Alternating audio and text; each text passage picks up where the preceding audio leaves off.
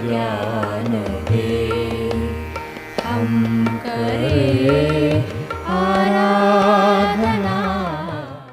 क्या अनुभवी समर्थ सद्गुरु स्वामी अनिल जी महाराज की जय। गुरु ब्रह्मा गुरु विष्णु गुरुदेवो महेश्वरः, गुरु साक्षात् परब्रह्म तस्मै श्री गुरवे नमः। वसुदेवसुतं देवं कंसचाणूरमर्दनं देवकी परमानन्दं कृष्णं वन्दे जगद्गुरुम्। ओम नमो भगवते वासुदेवाय। आदरणीय स्वामी जी के चरणों में प्रणाम करके हम आज का शुरू करते हैं। तत्पूर्व कल की पूर्व पीठिका हमको देखनी है।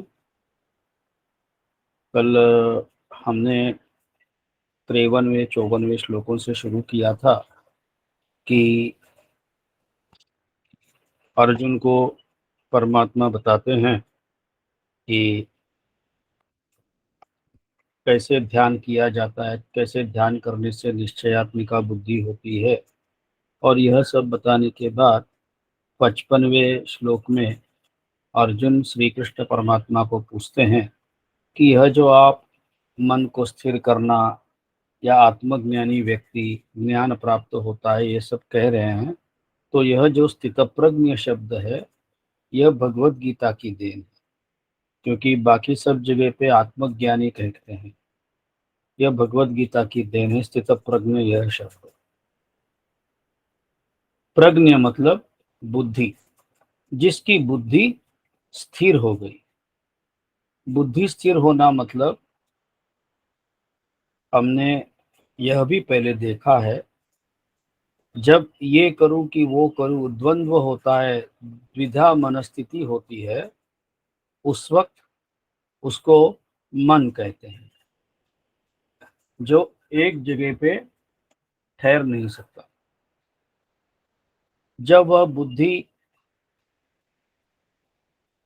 कुछ भी निश्चय कर लेती है, जब वह मन निश्चय कर लेता है तो वही बुद्धि हो जाती है। यह हमारा सोचने की प्रक्रिया है, ध्यान रखें। कोई ऐसा कोई शरीर का अंग नहीं है। फिर वह जब वह मन एकाग्र होता है उसको चित्त कहते हैं। और जब मन अपने आप को, अपने आप का अस्तित्व पहचानता है या उसे अहंकार बोलते हैं। तो ये चार शब्द जो है इनको वैसे शास्त्र अंतःकरण चतुष्टय भी बोलते हैं, क्योंकि यह अपना स्थूल शरीर है जो हाथ पैरों वाला, जिसमें पंच ज्ञानेंद्रिय हैं और पंच कर्मेंद्रिय हैं। और फिर इसके अंदर का पहला भाग यह है कि अंतःकरण चतुष्टय। अभी जो आदरणीय स्वामी महाराज ने जो परमामृत ग्रंथ का विवेचन किया था, उसमें उन्होंने वह परमामृत के जो रचयिता है, जो आद्य कवि है मराठी के, उन्होंने अंतःकरण के साथ 5 बताए हैं सूक्ष्म शरीर: मन बुद्धि चित्त अहंकार और अंतःकरण। ऐसे शब्द कुछ भी हो, भाव एक ही है। तो जब स्थितप्रज्ञ की हमने व्याख्या समझ ली कि जिसकी बुद्धि स्थिर हो गई वह स्थितप्रज्ञ कहलाता है। फिर अर्जुन पूछते हैं स्थितप्रज्ञ कैसे उठता है, कैसे बैठता है, कैसे रहता है, वो क्या करता है, कैसे करता है। यह सारे प्रश्न अर्जुन पूछते हैं। तो भगवान बताते हैं कि जिस काल में यह पुरुष मन में स्थित संपूर्ण कामनाओं को भली भांति त्याग देता है, मतलब कोई तरह की अपूर्णत्व जब हो तब तो मुझे ये चाहिए या वो चाहिए भाव होता है। और जब कोई स्थितप्रज्ञ पुरुष या ज्ञानी पुरुष, संत महात्मा, जब कभी कोई चीज के लिए लालायत होते हैं, इच्छा करते हैं, तो उसके पीछे भी परमात्मा की ही इच्छा होती है, क्योंकि उनको संकेत मिलते हैं। यह सद्गुरु महाराज को, संतों महात्माओं को, ज्ञानी चलते फिरते देवताओं को संकेत मिलते हैं परमात्मा से कि भाई वहां पे यह करना है, और उन संकेत के आधार पर किसी के कहने पे नहीं, किसी के कहने से हाँ नहीं, उनको जैसे अंदर से प्रेरणा मिलती है वही वह कहते हैं। उसके लिए कोई नियम नहीं है और कोई जिसे कहते हैं विधि और निषेध, जो हम लोगों के लिए, सबके लिए विधि और निषेध लागू होते हैं। अब जब यह विषय निकला है तो हम बताते हैं। विधि मतलब कैसे जीना चाहिए, नियम क्या है, जैसे अनुशासन के कानून से रहे, यह व्यवहारिक कानून हो गए। फिर अध्यात्म के नियम क्या है, सत्यवच धर्मम चर, सत्य बोलिए, धर्म से आचरण करिएगा, अधर्म में मत जाइएगा, अधर्म का काम मत करिएगा। मातृदेवो भव, पितृदेवो भव, आचार्य देवो भव, अतिथि देवो भव, यह सारे विधि है। और फिर निषेध क्या है, इसके विरुद्ध जो भी है वह सब निषेध है। इमोरल करना, अनएथिकल करना, मतलब नाजायज काम करना या कायदे के विरुद्ध काम करना, ये निषेध है हम लोगों के लिए। लेकिन सद्गुरुओं के लिए वह विधि और निषेध से परे हो जाते हैं। ऐसा क्यों हो जाता है, क्योंकि वह ही स्वयं चलते फिरते परमात्मा होते हैं, और वह जो करे, वह नियम, वह जो बोले, वही वेद, वही शास्त्र, इतना उनका एकाधिकार है। तो इसीलिए विधि और निषेध ये व्यवहारी लोगों के लिए, जब तक देह भाव है उन सब के लिए, इसीलिए उनको जो लगता है, जैसे लगता है वो करते रहते हैं। उनका कोई विधि निषेध उनको है नहीं।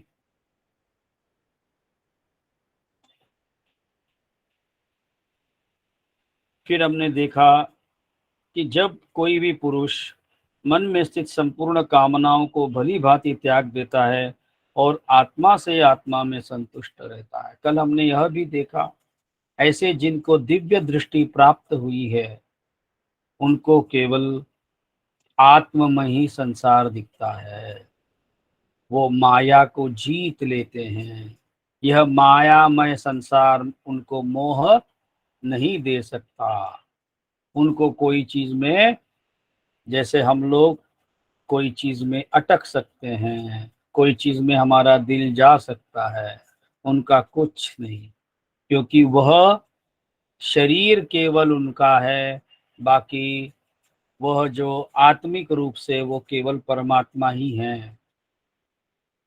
अब एक बार हमने इसी विवेचन में कोई और अध्याय के बारे में, पता नहीं मुझे, लेकिन हमने एक बात कही थी, कहीं पे हमने पढ़ी थी कि स्वामी रामतीर्थ करके थे, जो 1890 के ज़माने में की बात है यह, कि वह एक बार लंदन में थे, कोई कार्य में गए होंगे, तो वो चेलों के साथ कहीं पे जा रहे थे, तो जो बच्चे खेलते खेलते बच्चे उनको आते जाते कुछ न कुछ गलत शब्द बोलते थे, अनपार्लियामेंट्री लैंग्वेज उनके खाले बारे में वापरते थे, गालियां देते थे। तो एक बार उनका शिष्य को, उनके शिष्य जो साथ में था, उसको बहुत खराब लगा।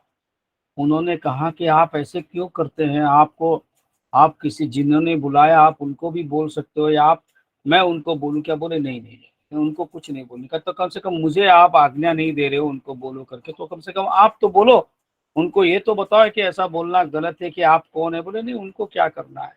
और फिर वो भी तो कुछ दे ही रहे हैं ना, अपने से तो ले नहीं रहे, मांग नहीं रहे, कोई बात नहीं, उनके हिसाब से जो सही लगता है वो कर रहे हैं वो, और हमारे हिसाब से सही क्या है, तो क्षमा मांगना, क्षमा करना उनको। क्योंकि हम लोगों को क्या लगता है, क्योंकि ऐसी स्थिति में रामतीर्थ क्यों थे, गुरु रामतीर्थ, क्योंकि वो शरीर में थे ही नहीं, और जो अगले बच्चे थे वो तो शरीर को गाली दे रहे थे, इनके पहराव को देख करके हंस रहे थे, साधुता के वेश को, उनको क्या फर्क पड़ता है। फिर ऐसे ही चलते रहा, तो कुछ दिनों में वो बच्चों में से किसी ने पूछा कि you do nothing, just roam like here and there, just बैठ बैठ के खाते हैं आप, you are good for nothing. तब स्वामी रामतीर्थ ने अचानक बोला, अब मैं क्या बताऊं, बोले कि ये सूर्य समय पे कैसे आ रहा है, अस्त कैसे हो रहा है, चंद्रमा कैसे हो रहा है, हवा किसके कहने पे चल रही है। तो कहने का तात्पर्य क्या है, यह सृष्टि वीरों से खाली नहीं है, संतों महात्माओं से खाली नहीं है, ये संत महात्माओं के माध्यम से तो परमात्मा ये सब चक्कर चला रहे हैं। और यह जो स्वामी जी सदैव कहते हैं, अनेक रूपे अनेक नामे झड़कती वारंबार, अरे वही परमात्मा बार बार आ रहा है, बार बार सबका उद्धार करने के लिए। एक बार कृष्ण ने कृष्ण का जन्म लेकर के वही अर्जुन का उद्धार किया, और वही परमात्मा वापस आदरणीय स्वामी अनिल जी महाराज जी के रूप में आए हैं। ये सब ऐसा ही चक्कर चलते रहता है। और इस इंसानी जीवन का महात्म्य है 84 लाख योनियों में, कि यह ही अपने गुरु महाराज की उंगली पकड़ के शरणागति लेकर के उस स्थिति तक पहुंच सकता है। ये मानसिक अवस्था है, ध्यान रखिएगा। भगवान आदि शंकराचार्य महाराज जी कहते हैं, मन एव मनुष्याणाम कारणम बंध मोक्षयो हो, मन ही है कारण बंध का, लेकिन मन ही कारण है मोक्ष का भी।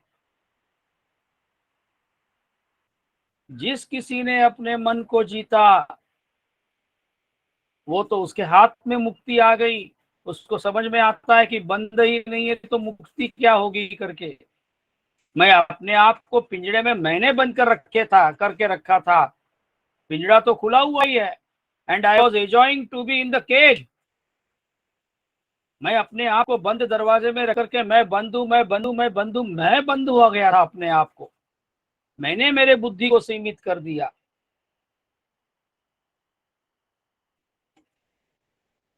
तो संतों महात्माओं की महती वही है, और उनके बारे में हम स्थितप्रज्ञ शब्द की बात सुन रहे, कह रहे हैं, और इसीलिए आत्मन्य आत्मना तुष्टा, क्योंकि उनकी नजर में कोई व्यक्ति है ही नहीं, कोई शरीर है ही नहीं। फिर आगे बोलते हैं, दुखों की प्राप्ति होने पर जिसके मन में उद्वेग नहीं होता, सुखों की प्राप्ति में जो सर्वथा निस्पृह, उनको कोई सुख का छूता नहीं, निस्पृह मतलब छूता नहीं,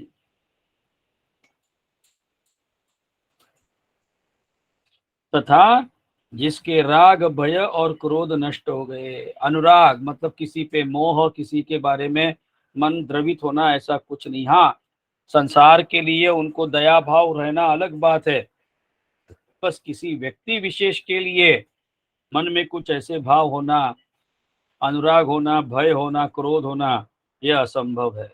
और ऐसा जिसको असंभव हो जाता है उसी की बुद्धि स्थिर कही गई है। फिर जो सर्वदा सर्वत्र स्नेह रहित हुआ, शुभ या अशुभ वस्तु को प्राप्त होकर भी न प्रसन्न होता है, न किसी का द्वेष करता है, उसकी बुद्धि स्थिर है।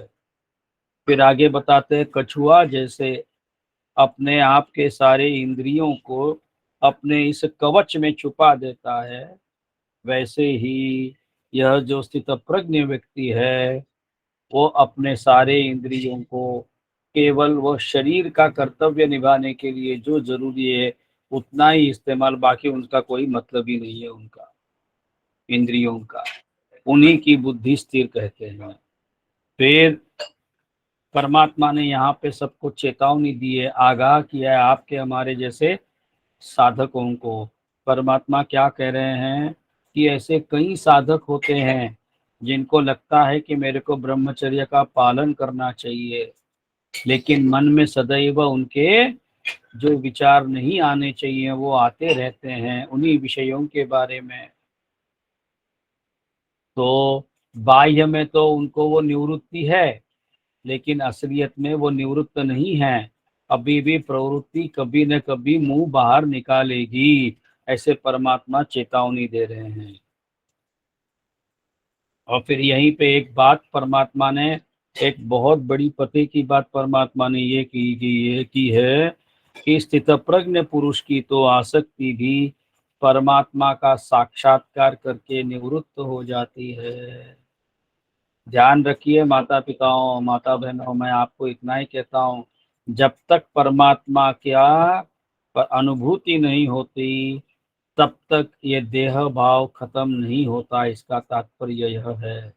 लेकिन जरूर मुमुक्षत्व में यह देह केवल संसारी जीवन जीने के लिए नहीं कि परमात्मा को प्राप्ति करने के लिए ही मुझे मिला है, यह भाव मुमुक्षत्व में उनको 100% निश्चय हो जाता है।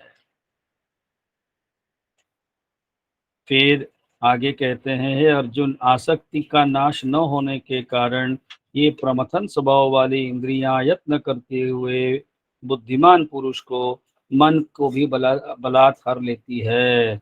इसीलिए जिनकी आसक्ति का, हम अभी इसके पहले के श्लोक में परमात्मा ने जब कहा कि भाई विषयों का ग्रहण तो नहीं करता है लेकिन मन तो ऐसी जगह पे घूमते रहता है, ऐसा किसी और के बारे में सिनेमा में, यूट्यूब में या कहीं ऐसी जगह पे कुछ न कुछ हम देखते रहते हैं, सुनते रहते हैं, तो हमारा मन से आसक्ति नहीं जाती। तो यह प्रमथन स्वभाव वाली जो इंद्रिया है वो बुद्धिमान पुरुष को, मन को बलात् हर लेती है। ध्यान रखिएगा, हमने तो देखा है, हमारे विश्वामित्र ऋषि की कहानी है, ये सब कहानियां ऐसे क्यों कही गई, ये इसीलिए, और आपको हमको चेतावनी के लिए बी वे। अभी अभी दुर्गा जी का नवरात्रि गया, शारदीय नवरात्रि अभी खत्म हो गई। उसके अंदर 700 श्लोक है, मार्कंडेय ऋषि ने 700 श्लोकों की दुर्गा सप्तशती बनाई, उसका नाम ही सप्तशती है। तो उसमें उन्होंने सप्तश्लोकी दुर्गा बनाई, जिनको पूरा 700 श्लोक पढ़ना संभव नहीं होता तो केवल 7 उसमें से मुख्य श्लोक उन्होंने निकाले। तो उन श्लोकों में से एक श्लोक, पहला ही श्लोक ये है, ज्ञानिनाम अपि चेतांसी देवी भगवती ही सा बलात् आकृष्य मोहाय महामाया प्रयच्छति। हे देवी माँ, हे जगदम्बा, बड़े बड़े ज्ञानी तीसमार खान जो है, ऐसे लोगों को भी ज्ञान चेतांसी, ज्ञान नाम पे चेतांसी देवी भगवती सा, हे माँ आप क्या करती हो, बलपूर्वक उनको अपने तरफ खींच लेती हो, मोह में डाल देती हो इस माया में। बलात् आकृष्य मोहाय, उनको बलपूर्वक चुंबक जैसे खींच लेती हो, और फिर क्या करती हो, इस माया के फेरे में घुमा देती हो, महामाया प्रयच्छति, माया में डाल देती हो। यह संसार ऐसा है, और इसीलिए इंद्रियां, मन सहित ये सारी इंद्रियां प्रमथन स्वभाव वाली शास्त्र कहता है। कल हमने वह भी श्लोक देखा कि भद्रं कर्णे शृणुयाम देवा, अच्छी बातें सुनिए, अच्छी बातें देखिए, और एक बात रह गई कि अच्छा बोलिएगा, कम बोलिए लेकिन अच्छा बोलिएगा, केवल कल्याणमय शब्द निकले मुख से, किसी के बारे में कुछ भी गलत ना निकले। ध्यान रखिए, हम साधकावस्था में हैं, हम कुछ भी नेगेटिव किसी के बारे में, भले विचार भी आना ही नहीं चाहिए, लेकिन बोलना तो बिल्कुल नहीं चाहिए।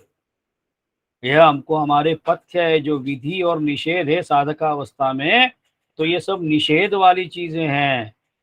गलत मत सुनो, गलत मत देखो, गलत मत बोलो, गलत जगह पे मत जाओ, जहाँ पे अकेली माता बहन हो, जो अपने घर वाले ना हो तो उस कमरे में मत जाओ। ये सारी विधि और निषेध है, क्योंकि साधकावस्था में कुछ भी गड़बड़ हमसे ना हो। नहीं तो सांप सीढ़ी में कैसे 99 पे जाते हैं और अचानक फिर 2 नंबर पे सांप लेके आता है, वैसे हमारी स्थिति हो जाएगी। और ऐसी ना हो करके यहाँ पे गुरु महाराज अपने को आगाह कर रहे हैं। फिर आगे बताते हैं, इसलिए साधक को चाहिए कि वह उन संपूर्ण इंद्रियों को वश में करके समाहित चित्त हुआ मेरे परायण होकर ध्यान में बैठे, सदैव मेरे परायण ध्यान रहे। क्योंकि जिस पुरुष की इंद्रियां वश में होती है उसी की बुद्धि स्थिर हो जाती है।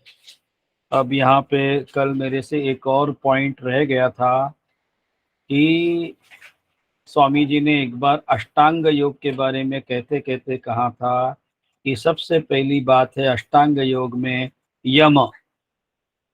यम मतलब हम क्या करें, कैसे करें, नियम पूर्वक रहे, विधि और निषेध को पाले। और नियमों में क्या है, सबसे बड़ा नियम है ब्रह्मचर्य का पालन।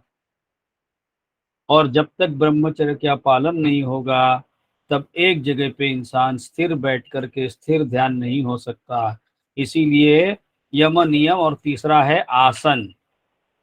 और यहीं पे परमात्मा क्या बता रहे हैं, जिसने इंद्रियों को संपूर्ण वश में किया है वही समाहित चित्त हुआ मेरे परायण होकर ध्यान में बैठ सकता है।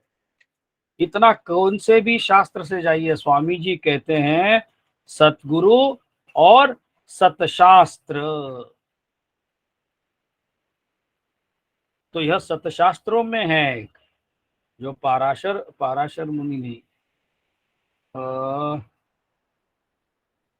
ध्यान नहीं आ रहा है, जो हमारे कोसे ही नाम है रामदेव बाबा ने जिनका बनाया, तो वही है वह। तो कहने का तात्पर्य, कोई भी ऋषि हो सतशास्त्र में, सदगुरुओं में यही अपने को बातें बताएंगे, शब्द अलग हो लेकिन गंतव्य एक ही, और सबको वहीं पे पहुंचाने की वो कोशिश करते हैं, और वो है यह मनुष्य जीवन कृतार्थ करने के लिए। फिर आगे परमात्मा बताते हैं कि विषयों के चिंतन करने वाले पुरुष को उन विषयों में आसक्ति हो जाती है, और आसक्ति से उन विषयों की कामना उत्पन्न होती है, और कामना विघ्न आने से क्रोध उत्पन्न होता है।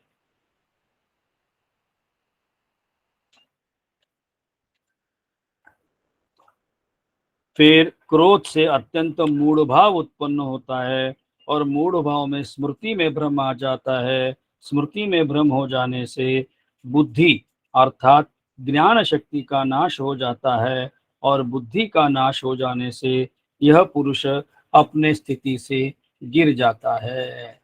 यहाँ पे परमात्मा अपने को क्लियर बता रहे हैं कि यह सब मूल कहाँ आ गया, कि हमारा मन इधर उधर भटक गया।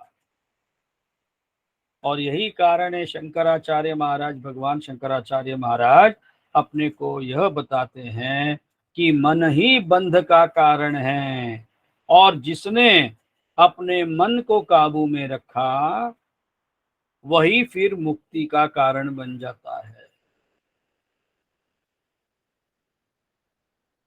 फिर आगे बताते हैं, परंतु अपने अधीन किए हुए अंतःकरण वाला साधक अपने वश में की हुई राग द्वेष से रहित इंद्रियों द्वारा विषयों में विचरण करता हुआ अंतःकरण की प्रसन्नता को प्राप्त होता है। यहाँ पे कल यहाँ तक आए थे हम।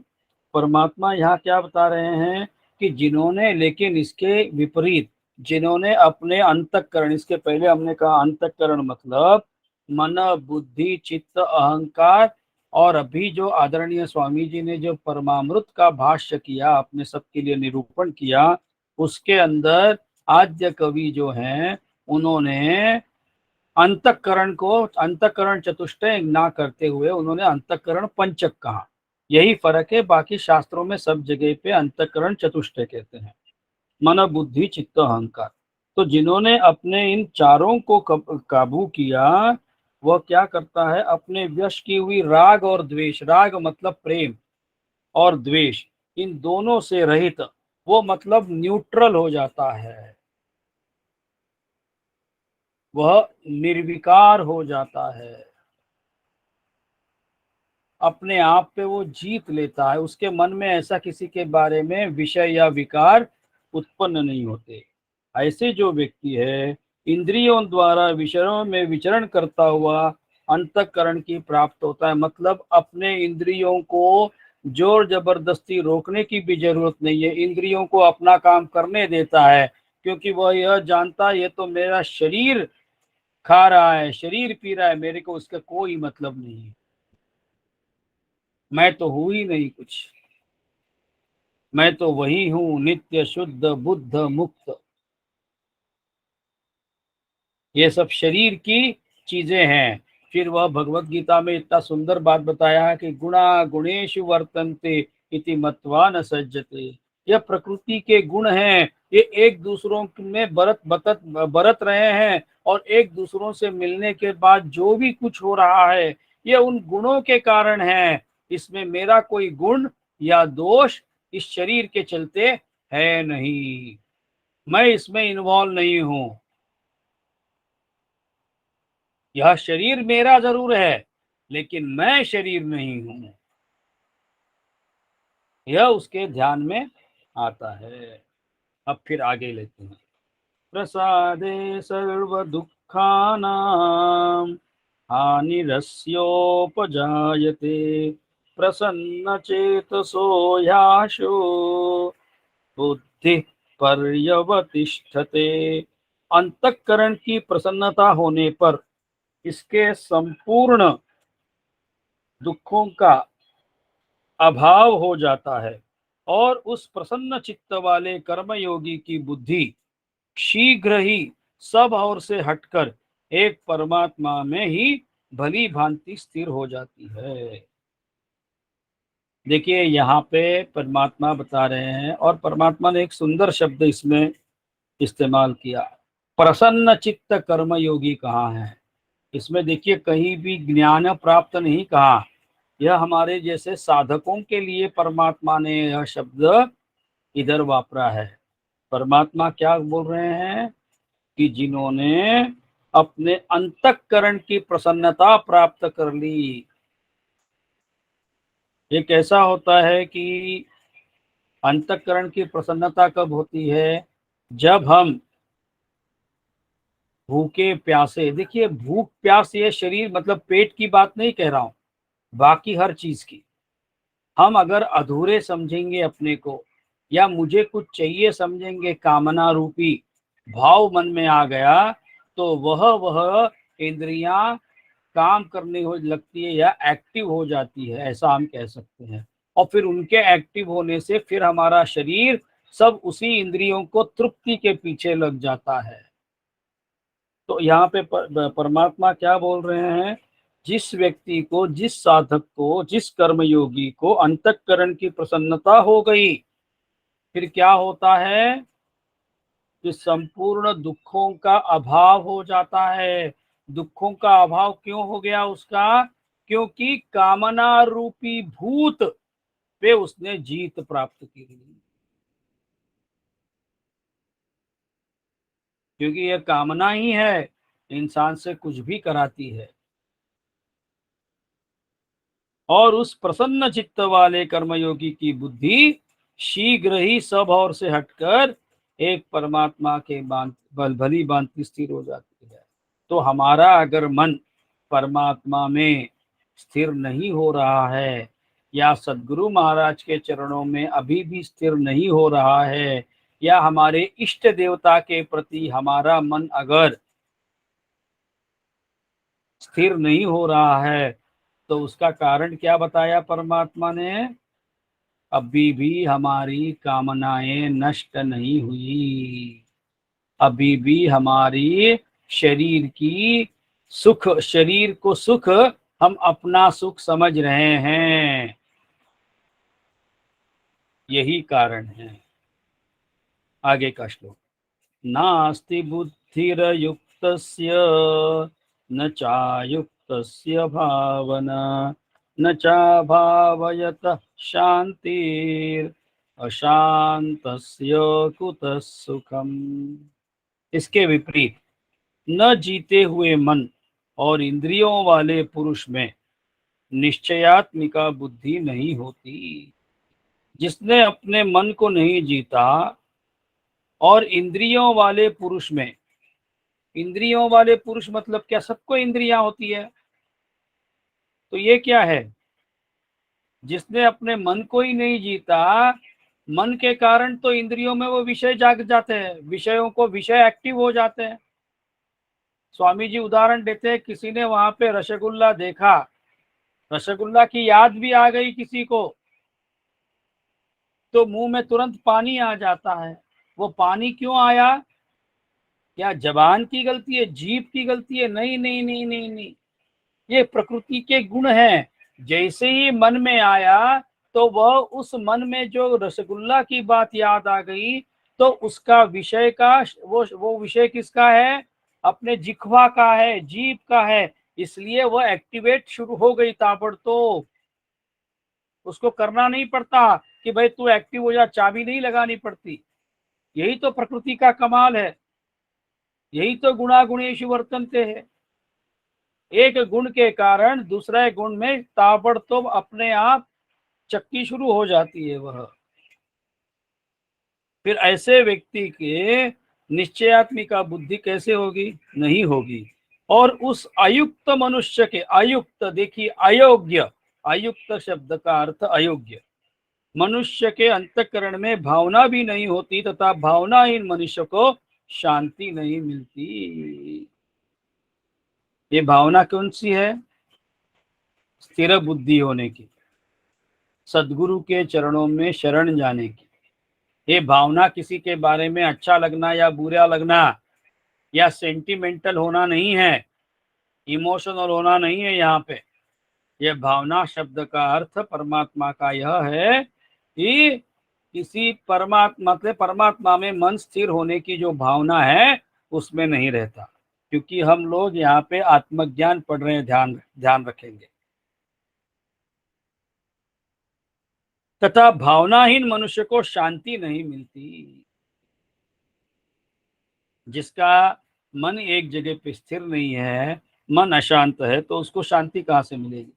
मेरे जैसे पंडित जी हैं, मैं खुद भी अगर मेरा मन शांत नहीं है और दिन में कई बार हर मंत्र में हमारे शांति शांति शांति ही ऐसे सैकड़ों मंत्र अगर मैं रोज के बोला और हजारों बार मेरे मुंह से शांति निकली, तो क्या मुझे शांति मिलेगी? नहीं। शांति मिलेगी समाधान से, शांति मिलेगी संतोष से, शांति मिलेगी सद्गुरु की कृपा से, शांति मिलेगी सद्गुरु को शरण जाने से।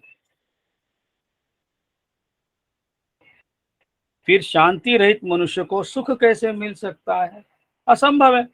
ना उसको सुख की नींद है, ना सुख से वो भोजन कर सकता है बेचारा। सदैव कुछ न कुछ दौड़ता है मन उसका। इंद्रियाणाम हि चरताम यन्मनो नु विधीयते तदस्य हरति प्रज्ञाम वायुर्नावमिवाम्भसि।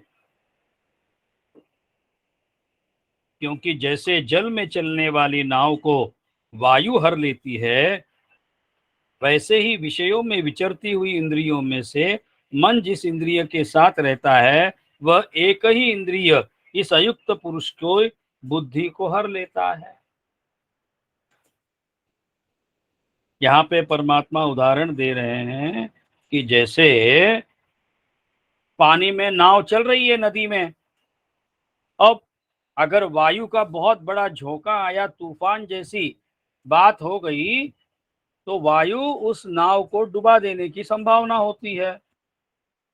वैसे ही जिसका मन विषयों में विचर रहा है, विषयों के लिए या विषयों के बारे में सोच रहा है, तो यह जो मन जिस विषय के बारे में सोचता है उस इंद्रियों को वो एक ही इंद्रिय उस अयोग्य या अयुक्त पुरुष के बुद्धि को हरने में बस काफी है। ध्यान रखिएगा, एक जगह पे मैंने पढ़ा था, मेरे को याद है, कुछ बातें याद आ रही है कि कुत्ता सूंघता है और केवल उसके नासिका के शक्ति से उसका एक ही इंद्रिय इतना शक्तिशाली होता है कि उसकी बुद्धि भ्रमित हो जाती है। हाथी का चर्म स्पर्श, उसका स्पर्श से हाथी को उसकी बुद्धि हर जाती है। एक कीट है जो दीपक के रोशनी को देख करके वो हर जाता है और उसी दीपक में, उसी रोशनी में वो अपने आप को खत्म कर देता है, उसकी प्रेम से, उसी आसक्ति से, वो आंखों से। ऐसे पांचों इंद्रियों के बारे में बातें हैं। तो इंसान, ये तो मतलब एक एक अलग अलग जीव है, लेकिन यह इंसान के ऐसे पांचों इंद्रियां सदैव 24 घंटा कार्यरत है। सोचिए इंसान के लिए कितना परिश्रम है, एक एक इंद्रियों को जीत करके एक एक के आगे बढ़े और उनको जीत करके अपने आप पे संयम लाए।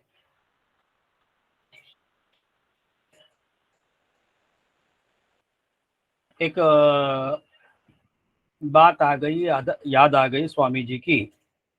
बहुत साल पहले ऐसे ही हम चांदूर में बैठे थे, कोई ऐसा विषय चल रहा था या कोई प्रवचन में ही स्वामी जी ने बोला हो, इतना मुझे स्मरण नहीं। फिर इसके बाद मैंने कहीं पे पढ़ा भी स्वामी जी के कहने पे कि एक बार देवता, राक्षस और मानव तीनों परमात्मा के पास गए।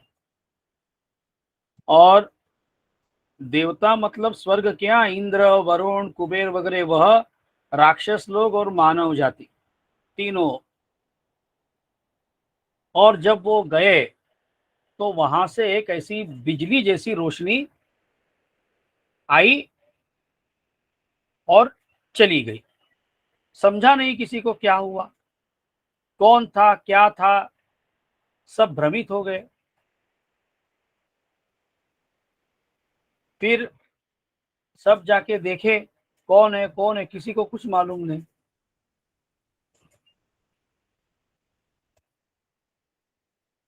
फिर एक के बाद एक देवता जाके देखने लगे, कौन है भाई तुम? कुछ नहीं। बोलो क्या हुआ? बोले तुम कौन है? बोले मैं अग्नि हूं। अच्छा, तुम क्या करता है? मैं कुछ भी चाहे तो जला सकता हूं। तो उन्होंने एक एक घास का तिनका डाला, बोले जलाओ। तो उस घास के तिनके को अग्नि जला नहीं सकी। फिर वायु गया, वरुण देवता गए, वायु उसको मतलब कहीं भी फेंक नहीं सका, उससे ना उसको शोष कर से मतलब उसको ले नहीं सका पेट में, ना उसको कहीं फूंक से कहीं पे फेंक नहीं सका, पानी उसको गला नहीं सका। ये सब देवता फेल पे फेल हो गए। फिर इंद्र गया, इंद्र ने पूछा आप कौन है जी? तो यही आत्मा है। हम लोग जो बोल पाते हैं, सुन पाते हैं, कुछ कर पा रहे हैं, परमात्मा को जानने की कोशिश में, मतलब इन द क्वेस्ट ऑफ आत्मा, ये क्वेस्ट भी उसी की दी हुई है, यह कोशिश भी उसी के माध्यम से हो रही है। इतना दयालु है, वह कारण भी है, कार्य भी वही है, और केवल हमारा शरीर निमित्त है। ध्यान रखिएगा, हम कर्ता कभी हो ही नहीं सकते, असंभव है। यह हमारा ज्ञान है कि मैं कुछ कर रहा हूं या मैं कुछ कर सकता हूं।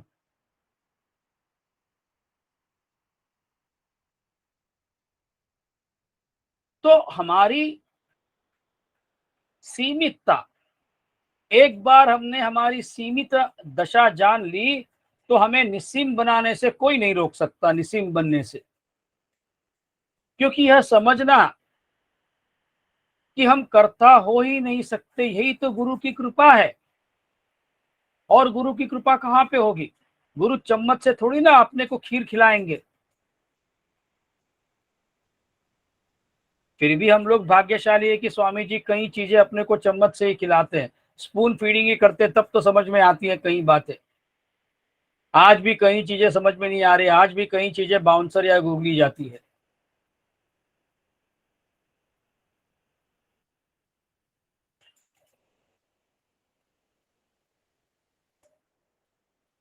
ये एक बात हो गई। एक और बात याद आ गई।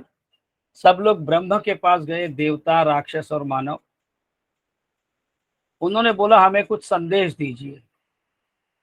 तो परमात्मा ने क्या कहा? एक अक्षर कहा केवल, द। द बोल करके गायब हो गए। मतलब आप समझो उसका मतलब क्या है। तो राक्षसों ने सोचा यार हम लोग है ना बहुत क्रूर हैं, तो उन्होंने उसका अर्थ समझा दया। देवताओं ने सोचा कि हम जीवन में बहुत सारी एंजॉयमेंट करते हैं, स्वर्ग सुख लेते हैं, ये करे वो करे, ऐसा करे, मतलब कुल मिलाकर के अपने सारे शौक पूरे करने में हम व्यस्त रहते हैं, देवताओं ने सोचा। तो उन्होंने सोचा कि दमन, इंद्रियों का दमन। और फिर मनुष्यों की बात याद आ गई। बोले यार मनुष्य में क्या है, जो मिलता है पहले तो ये पैदा हुआ मुट्ठी बंद करके, जाता है मुट्ठी खोल के, लेकिन ये बात भूल जाता है वो, क्योंकि सबको तो देखते हैं हम, ये मुट्ठी उसकी खुलती नहीं है। तो बोले इसके लिए सबसे उत्तम है हम लोगों को दान करना चाहिए। हम लोगों में से कई लोग गुरु चरित्र का पाठ करते होंगे या किया होगा या सुने होंगे, और कई जगह पे उपनिषदों में भी बात कही है। परमात्मा कहते हैं, शास्त्र कहते हैं हमारे, कि जो अपने जीवन के लिए जो जरूरी है उतना धन, फिर दूसरा बचा हुआ दान, सत्कार्यों में सद्गुरुओं को, गैयाओं को, गरीबों को, ब्राह्मणों को। क्योंकि शास्त्र कहता है गौ ब्राह्मण हिताय च, गैयाओं का और ब्राह्मणों का हित के बारे में सोचेंगे। और फिर बचा हुआ आज नहीं तो कल उसका नाश ही होना है। इतना क्लियर हिसाब है संसार का। तो दान। तो यहाँ पे राक्षस कौन है? जब हम क्रूर होते हैं, ये सारे जो विषय विषयवर्तिनी होते हैं, जो हमारी बाह्यवर्ती इंद्रियां हैं, ये तो सब राक्षसों जैसा ही काम कराती है। तो तब हमको क्या करना चाहिए? दया करनी चाहिए। फिर देवताओं का क्या है? सात्विक भाव में भी देखा हमने, कल जो हमने 17वां अध्याय का 14वां अध्याय पढ़ा था, गुणत्रय विभाग योग, 2 दिन पहले, तो उसमें यही कहा था कि सात्विक लोगों को इंद्रियों का दमन करना सीखना चाहिए। सात्विक मतलब देवताओं के स्वभाव वाले, और तामसी मतलब राक्षसी प्रवृत्ति वाले, राजसी मतलब मानव लोग। तो इन्हीं को अपने को दया, दमन और दान, यह 3 शब्द ध्यान रखिएगा। यह साधकों के लिए बहुत बड़े महत्वपूर्ण है कि यह साधक मुमुक्षत्व में पहुंचने के लिए ये 3 शब्द ही हमें पहुंचा सकते हैं, दमन, दया और दान।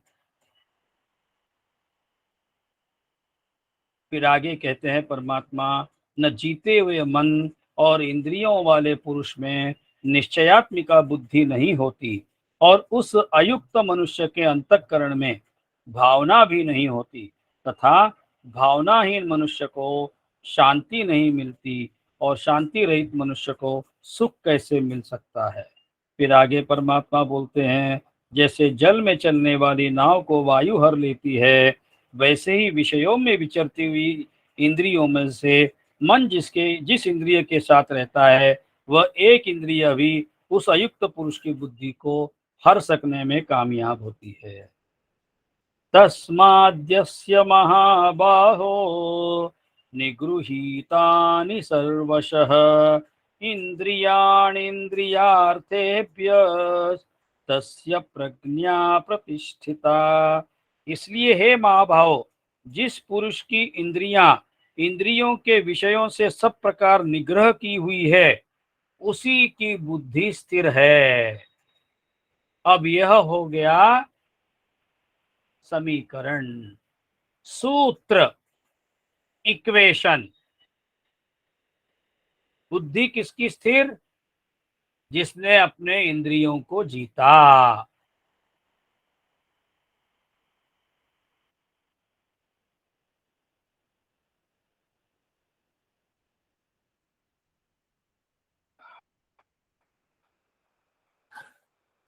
या निशा सर्वभूतानां तस्यां जागर्ति संयमी, यस्यां जाग्रति भूतानि सा निशा पश्यतो मुनेः। संपूर्ण प्राणियों के लिए जो रात्रि के समान है, उस नित्य ज्ञान स्वरूप परमानंद की प्राप्ति में स्थितप्रज्ञ योगी जागता है। और जिस नाशवान सांसारिक सुख की प्राप्ति में सब प्राणी जागते हैं, परमात्मा के तत्व को जानने वाले मुनि के लिए वह रात्रि के समान है। यह भी श्लोक आदरणीय स्वामी जी को बहुत इस श्लोक से आनंद मिलता है। एक बार आदरणीय स्वामी जी साल भर पहले अपने चांदूर आश्रम के नजदीक में बग्गी करके हैं, जहाँ पे मणिराम महाराज का संस्थान है, तो उधर गए थे। तो वहाँ पे कीर्तनकार के कीर्तन चल रहा था। तो इसी बात का उन्होंने, इसी श्लोक का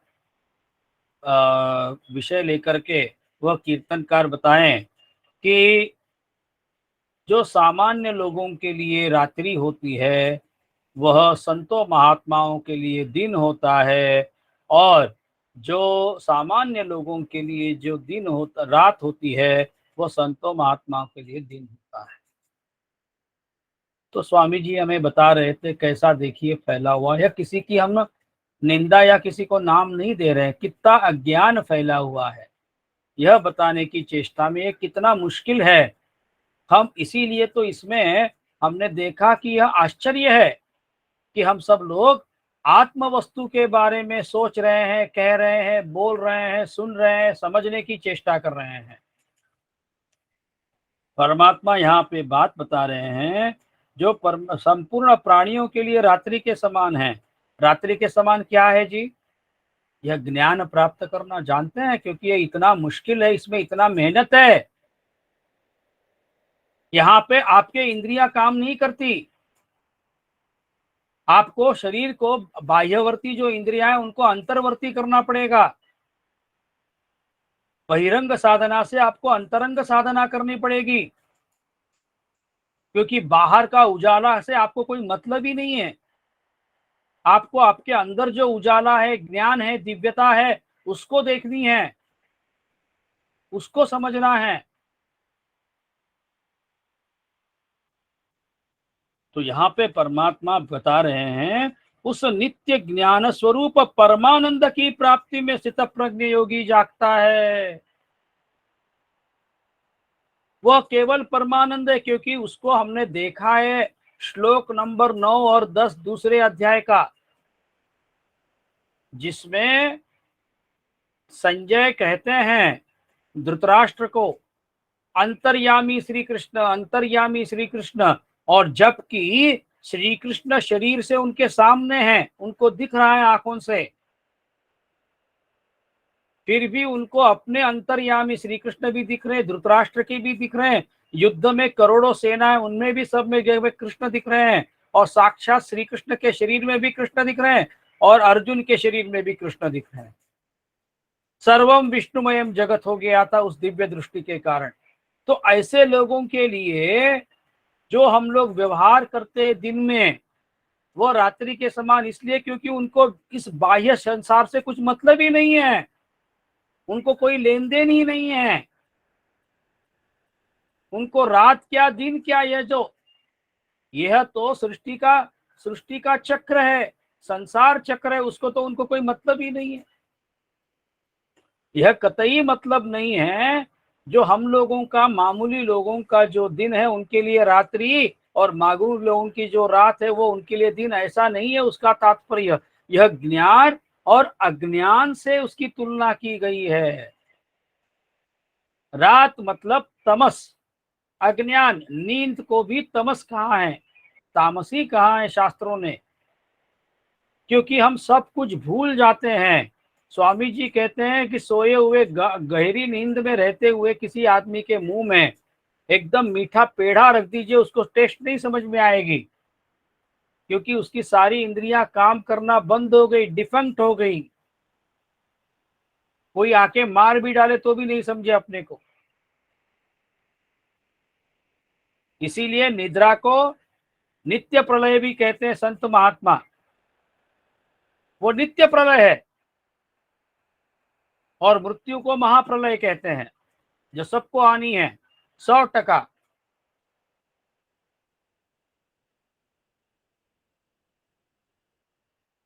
तो यहाँ पे यह परमात्मा कह रहे हैं कि सांसारिक सुख की प्राप्ति में जब प्राणी जागते हैं,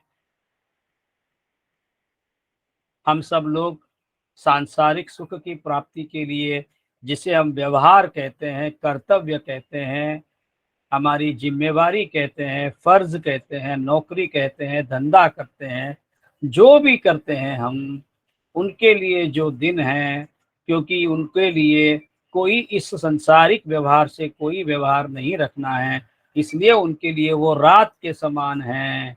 रात मतलब अज्ञान के समान है। अब हम यहाँ पे रुकते हैं और